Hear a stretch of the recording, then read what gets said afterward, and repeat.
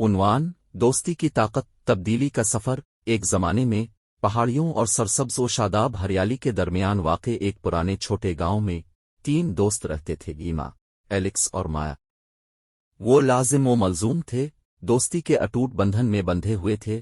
ایما ایک خواب دیکھنے والی تھی جو ہمیشہ ایک روشن مستقبل کا تصور کرتی تھی اور اپنے دوستوں کو ستاروں تک پہنچنے کی ترغیب دیتی تھی۔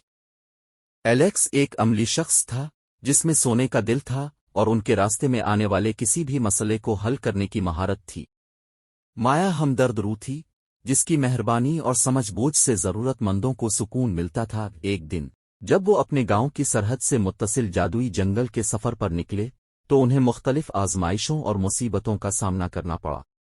راستے میں انہوں نے بلند و بالا چٹانوں، غدار دریاؤں اور نامعلوم خطرات سے بھرے تاریک جنگلوں کا سامنا کیا، لیکن اس سب کے ذریعے وہ ایک دوسرے کے ساتھ پھنس گئے، اٹوٹ وفاداری اور محبت کے ساتھ ایک دوسرے کا ساتھ دیتے رہے۔ جب ایلیکس نے کھویا ہوا اور غیر یقینی محسوس کیا تو مایا نے حوصلہ افزائی اور حکمت کے الفاظ پیش کیے، اور جب مایا کو ڈر تھا کہ وہ کبھی گھر کا راستہ تلاش نہیں کر پائیں گے، ایما نے اسے یاد دلایا کہ جب تک وہ ایک دوسرے کے ساتھ ہیں وہ کسی بھی رکاوٹ کو فتح کر سکتے ہیں۔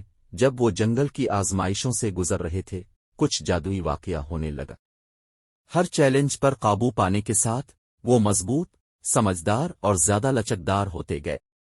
ان کی دوستی تاریک ترین دور میں روشنی کا مینار بن گئی، سایوں سے گزر کر انہیں روشن کل کے وعدے کی طرف لے گئی۔ بالآخر کئی آزمائشوں اور مصائب کے بعد وہ جنگل سے فتح یاب ہو کر نکلے۔